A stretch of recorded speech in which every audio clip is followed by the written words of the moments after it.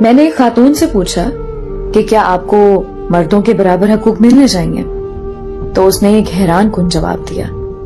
اس نے کہا کہ مجھے برابر کے حقوق نہیں چاہیے۔ میں نے تفصیل چاہی تو اس نے کچھ یوں بیان کیا، میرا جائیداد میں باپ کی طرف سے حصہ ہے، بھائی کی طرف سے حصہ ہے، بیٹے کی طرف سے حصہ ہے، خامد کی طرف سے حصہ ہے۔ جب میں مردوں کے برابر آ جاؤں گی تو میں ان حقوق سے محروم ہو جاؤں گی۔ میں کسی جگہ جاب کرتی ہوں تو مجھے جاب میں سہولت دی جاتی ہے، برابر کے حقوق میں میرا نقصان زیادہ ہے۔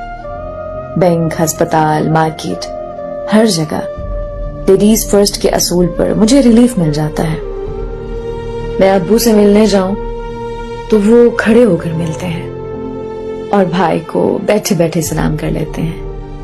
ہم شہر سے باہر کہیں جائیں تو میں نے اور بیٹی نے اپنا اپنا ہینڈ بیگ پکڑنا ہوتا ہے اور بس باقی سامان بیٹے جانے اور ان کے پاپا۔ ایک بار راستے میں گاڑی رک گئی تھی تو مجھے اسٹیئرنگ تھما کر بیٹے اور میاں نے دھکا لگایا۔ برابر کے حقوق ہوتے تو مجھے بھی دھکا لگانا پڑتا۔ سبھی بڑے اور بھاری کام خود بخود مردوں پر جا پڑتے ہیں۔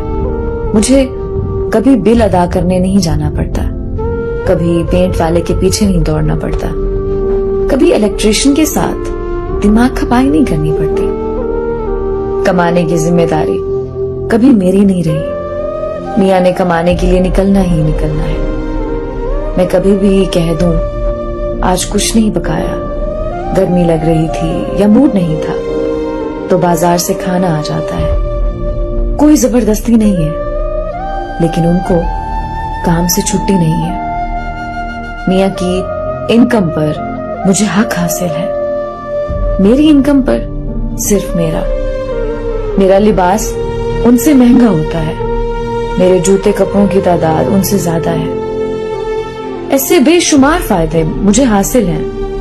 میں برابر کے حقوق لے کر گھاٹی کا سودا کروں گی؟ اتنی پاگل لگتی ہوں کیا؟